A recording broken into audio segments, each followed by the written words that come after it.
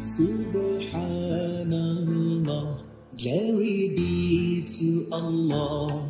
Subhanallah, glory be to Allah. Subhanallah, Subhanallah, Subhanallah, Subhanallah. আসসালামু আলাইকুম প্রিয় খামারি ও কৃষক ভাই বোনেরা, দেশ ও দেশের বাইরে থেকে যে যেখান থেকে বসে আমাদের এই প্রতিবেদন দেখতেছেন, আপনাদের সকলের দীর্ঘ এবং সুস্বাস্থ্য কামনা করে শুরু করছি আমাদের আজকের প্রতিবেদন। দর্শক বন্ধুরা, আমি এই মুহূর্তে অবস্থান করছি নেত্রকোনা জেলার মদন উপজেলার কুটুরিকোড়া গ্রামে।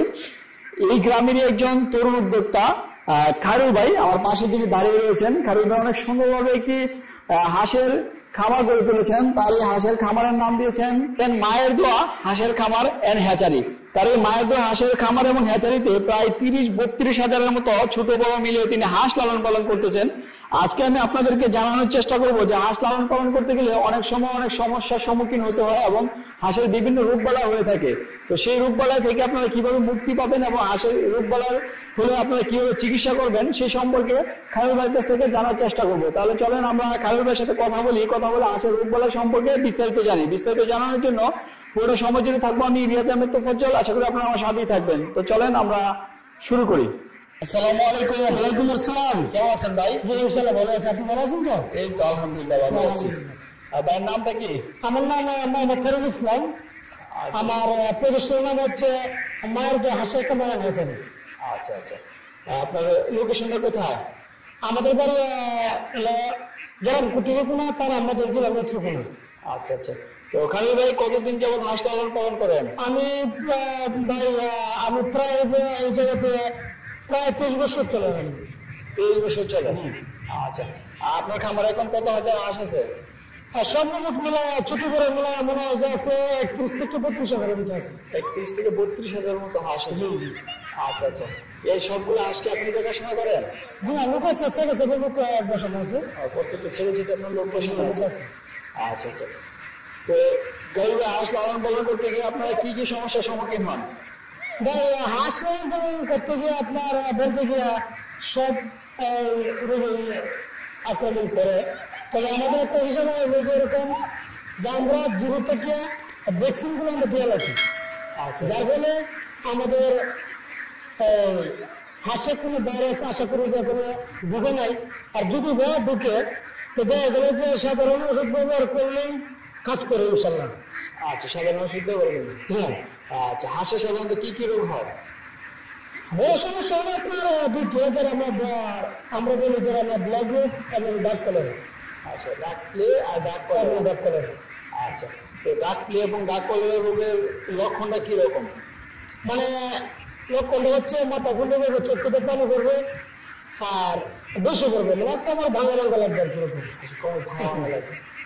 এটার জন্য আপনারা ভ্যাকসিন করে থাকেন? হ্যাঁ, আমরা ভ্যাকসিনগুলো দিয়ে থাকলে আমাদেরকে আক্রমণ করে না। আচ্ছা, কতদিন বয়সে কোন ভ্যাকসিনটা দেন?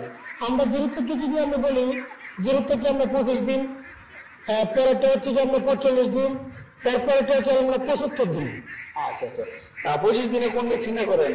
প্লেটটা ডাক প্লেরা। হ্যাঁ, ডাক প্লেট এবং পরেরটা লাস্টেরটা হচ্ছে আমরা ডাক কলেরা। ডাক কলেরা। তারপরে একটা বুস্টার আছে দেওয়ার পরে, বুস্টারটা আরো পরে। আচ্ছা, তো হাঁসের এই ডাক প্লে এবং ডাক কলেরা এই দুটো রোগে হাঁসের একটু বেশি এটি আমার হাঁসের জন্য ক্ষতিকর। আচ্ছা আচ্ছা, কিন্তু ডাক প্লে এবং ডাক কলেরা হয় আসে, তাহলে এটা চিকিৎসাটা করেন কিভাবে? চিকিৎসা আমরা ওষুধ আছে, ওষুধ আমরা যদি ওগুলো আক্রমণ করে তাহলে ওষুধ আমরা সাথে সাথে ব্যবহার করি। সাথে ব্যবহার করলে ভালো হয়ে যায়। আচ্ছা, তো খায়রুল ভাই হাঁসগুলো আপনি ছেড়ে লালন পালন করেন না? হ্যাঁ, আমরা আসলে আমাদের নেত্রকোনা জেলা বলতে গিয়ে কি যে আমাদের নেত্রকোনা জেলায় হাঁস হাওড়া লালন হয় বেশি। যেমন তারপরে আমি কয়েকটা ঘর দেখেছি যে আমাদের ঘর হচ্ছে ওয়ান টাইম বলতে বোঝা এটা যে আজকে এই বিলে নিলাম, আরেকদিন আরেক বিলে নিলাম। এখন বর্তমানে যে আপনার বর্ষা, তো এখন আবার পানির উপর চাপ আছে, এখন আমাদের বাড়ির দিকে নিয়ে আসতেছে আর কি। আচ্ছা, বাড়ির দিকে নিয়ে আসতেছে। আচ্ছা, অন টাইম ঘরগুলো তৈরি করেন? জি। কেমন টাকা খরচ হয় একটা ঘর? না, আমাদের খুব অল্প টাকা, শুধু খালি আপনার বলতে গিয়ে যে যেমন আপনার চারটে মাথা আছে আপনার 2000 হাঁস, মানে 2000 উপরে আছে ওটা। আচ্ছা এখানে বড় জোড়া আপনার 4 ঘন্টি লাগবে, 4 ঘন্টা। 4 ঘন্টি, আচ্ছা 4 নেট বেড দিয়েছি আর উপরে শুধু করে টিভি। আচ্ছা তো খালিল ভাই আপনারা তো বিভিন্ন বয়সের হাঁসগুলো লালন পালন করেন এবং আপনার হ্যাচের কাছে বাচ্চা উৎপাদনও করেন। আচ্ছা তো এই আপনার কাছ থেকে আমাদের যদি আমাদের কেউ ক্রেতা বা মানে আমাদের কোনো গ্রাহক যদি হাঁস সংগ্রহ করতে চায় তাহলে কোন কোন বয়সের হাঁস সংগ্রহ করতে পারবে? আসলে এক বিষয়ে আপনাকে সুন্দর একটা কথা বলছেন আমারে, নতুন কামারি যারা ডিমের মুখোমুখি, যারা ডিমের মুখোমুখি যে নেওয়ার পরে মনে করেন 25 দিন 20 দিন অতিরিক্ত হলো 1 মাস, মানে ওই সাইজের হাঁসটা যদি কামারি নেন আমি বলতে পারি নিশ্চিত যে ওনারা লাভবান হবেন। আচ্ছা আর আমরা হয়তো নিলে আমরা জিরো বাচ্চা এক হিসাব, আবার ডিমের মুখোমুখি এক হিসাব, আমরা হয়তো আমরা রানিং দিন দিন এক হিসাব। আমি বলবো যে কামারি ভাই বাইরে আমি বলবো এটাই যে আপনারা যারা হাঁস পালন করতে চান সেক্ষেত্রে আমি বলবো যে হয়তো আপনারা নেবেন জিরো বাচ্চা, আর না হয়তো নেবেন আপনারা ডিমের মুখোমুখি, আর না হয়তো নেবেন আপনার রানিং দিন যেটা 6 মাস, আচ্ছা আচ্ছা আর না হয়তো নেবেন 5 মাস যারা আমরা ডিমের মুখোমুখি।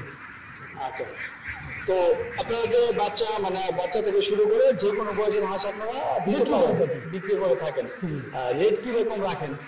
রেটটা হলো আপনাদের ডিমের মুখোমুখি সেটা হচ্ছে আমরা 340 টাকা, আর যারা আমরা রানিং ডিম এটা হলো আমরা 390 টাকা এবং 400 টাকা 420 টাকা।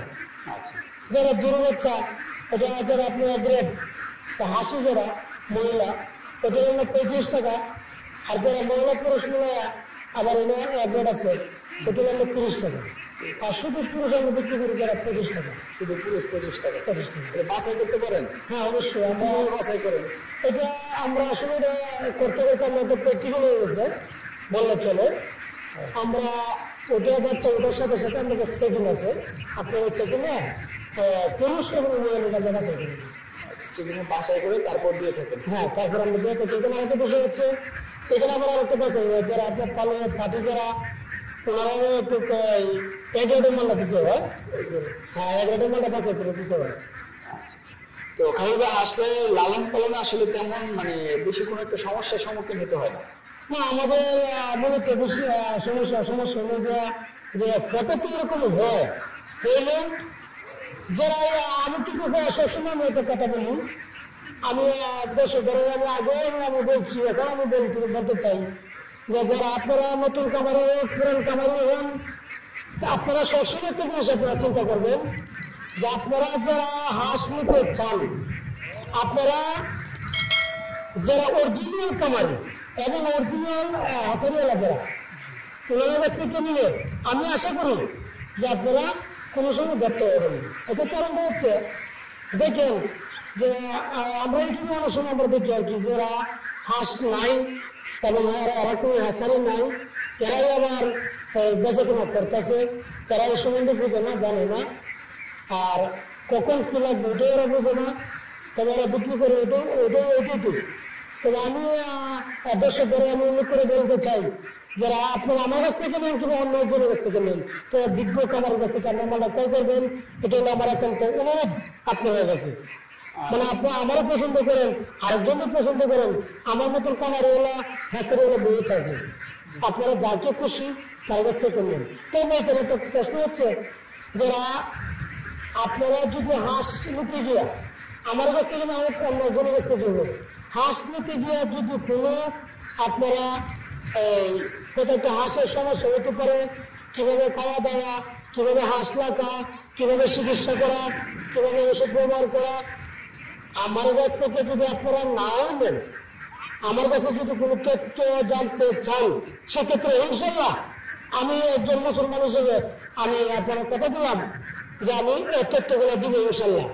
আচ্ছা আচ্ছা ওকে ঠিক আছে খালিল ভাই, অনেক সুন্দর কথা বলছেন, ধন্যবাদ আমাদের সময় দেওয়ার জন্য, ভালো থাকবেন, আসসালামু আলাইকুম। ওয়ালাইকুম আসসালাম ওয়া রাহমাতুল্লাহি ওয়া বারাকাতুহু।